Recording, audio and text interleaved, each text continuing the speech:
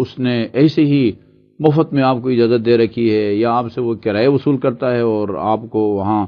نماز یا دوسرے تصرفات اور اس کو استعمال میں لانے کی اگر اس نے اجازت دے رکھی ہے تو بھی آپ کے تصرفات اور آپ کے استعمال جائز ہوگا، اور اگر وہ راضی نہیں ہیں تو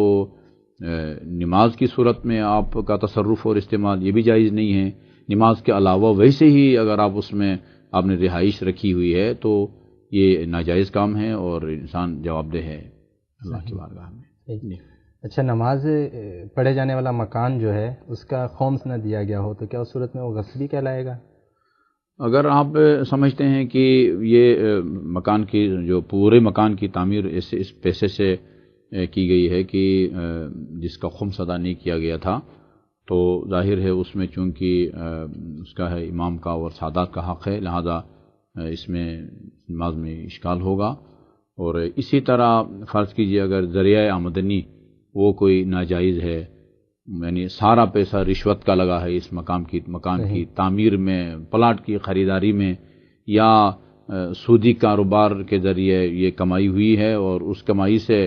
پلاٹ کو خریدا ہے اور اس پر مکان تعمیر کیا گیا ہو، اس صورت میں بھی یہ بھی مباح شمار نہیں ہوگا، اس میں بھی نماز نہیں ہو سکتی۔ صحیح۔ اچھا، یہ مکان جو ہے، جگہ جو ہے، یہ پاک نہ ہو تو اس کا کیا حکم ہے؟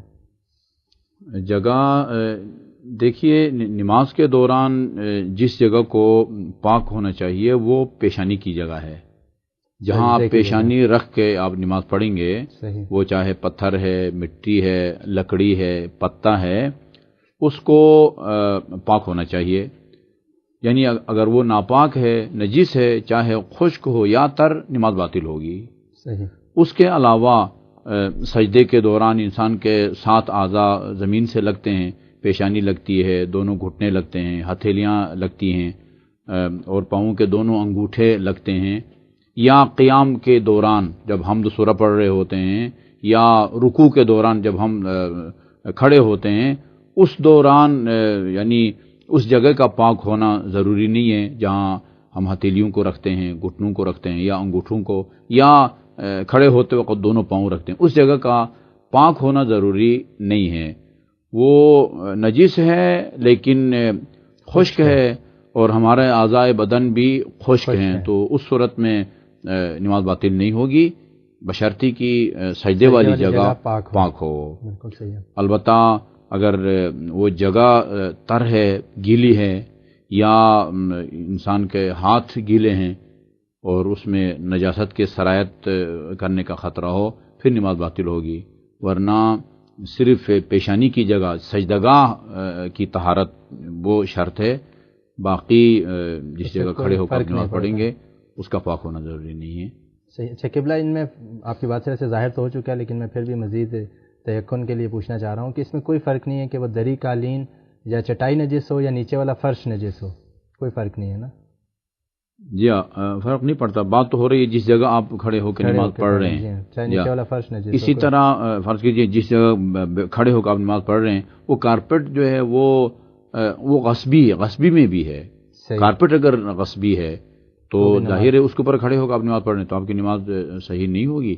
صحیح، جگہ بھی ہونی چاہیے، وہ جگہ جو ہے پلاٹ جگہ، ہاں بالکل، نہ ہو، اور اوپر جو قالین، جس کے اوپر بیٹھ کے کھڑے ہو کے آپ نماز پڑھ رہے ہیں اس سے بھی غصبی نہیں ہونا چاہیے۔ اچھا، جگہ کے بارے میں ایک اور سوال ذہن میں آ رہا ہے کہ مرد اور عورت برابر کھڑے ہو کر نماز پڑھیں، یا عورت مرد سے آگے کھڑے ہو کر دونوں نماز پڑھ رہے ہیں، تو اس صورت میں اس نماز کا کیا حکم ہے؟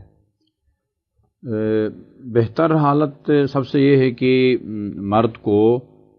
آگے ہونا چاہیے اور خاتون کو پیچھے ہونا چاہیے۔ مرد اتنا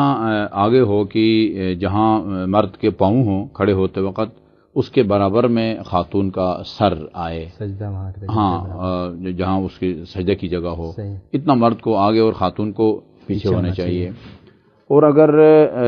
ایسا نہ ہو، خاتون آگے ہے اور مرد پیچھے ہے، یا دائیں بائیں ہیں، اس کے مرد کے برابر میں خاتون ہیں، اور ان دونوں کے درمیان وہ 10 قدم کا فاصلہ بھی نہیں ہے، اور رکاوٹ بھی نہیں ہے، کوئی پردہ وغیرہ بھی حائل نہیں ہے، تو اس میں فقہاء نے فرمایا ہے احتیاط کے طور پر ان کی نماز جو ہے وہ باطل ہوتی ہے۔ لہذا بہتر ہے کہ یا مرد آگے خاتون پیچھے ہو، یا اگر بالکل ایک دوسرے کے برابر میں ہیں تو فاصلہ ہو 10 قدم کا یا پھر ان دونوں کے درمیان میں رکاوٹ ہو، پردہ وغیرہ حائل ہو، تو پھر ان کی نماز دونوں کی صحیح دونوں کی نماز باطل دونوں ہے، کی کوئی فرق نہیں پڑتا کہ عورت تو آگے ہے، عورت کی نماز شاید صحیح ہو، مرد کے پیچھے مرد کی نماز باطل ہے. نہیں ایسا نہیں، دونوں کی نماز باطل ہوگی. البتہ صرف ہمارے فقہا نے مسجد الحرام میں چونکہ رش ہوتا ہے، اور ہم نے عملی طور پر بہت کوشش کر کے دیکھا ہے رش کے دوران کہ ایسی جگہ نماز پڑھیں جہاں آگے بھی کوئی خاتون نہ ہو، برابر میں بھی کوئی خاتون نہ ہو. بڑی مشکل سے اگر جگہ تلاش کر بھی لیتے ہیں تو دوران نماز کوئی خاتون یا آگے آ کے کھڑی ہو جاتی ہے یا برابر میں کھڑی ہو جاتی ہے. وہاں فقہا نے اجازت دے دی ہے کہ خاتون آگے ہو یا آپ کے برابر میں ہو تو نماز پڑھ سکتے ہیں، مگر عام جگہوں کے بارے میں یعنی احتیاط کے طور پر کہا گیا ہے کہ نماز باطل ہو جاتی ہے، لہذا اس شرط کا خیال رکھا جائے. صحیح. قبلہ یہ ذرا تفصیل سے بیان فرمائیے گا کہ گھر اور مسجد کی نماز میں کیا فرق ہے؟ اچھا، یہ اس سلسلے میں ایک اور نقطہ بھی میرے خیال میں اس کی وضاحت ہو جائے بہتر ہے. بسم اللہ. بعض لوگوں کا خیال ہے کہ یہ خاتون جس کو پیچھے ہونا چاہیے یا فاصلے پہ ہونا چاہیے،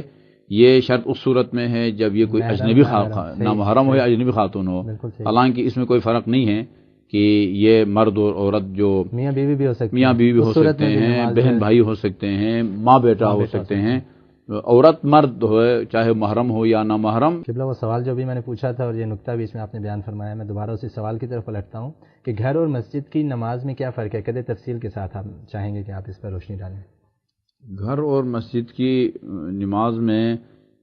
اتنا فرق ہے کہ معصوم کا فرمان ہے لا صلاۃ لجار المسجد الا فی المسجد. یعنی اس کا مطلب یہ ہے، لفظی ترجمہ یہ بنتا ہے کہ جو لوگ مسجد کے پڑوس میں رہتے ہیں ان کی نماز مسجد میں ہی ہو سکتی ہے. گھر میں نماز پڑھیں گے تو ان کی نماز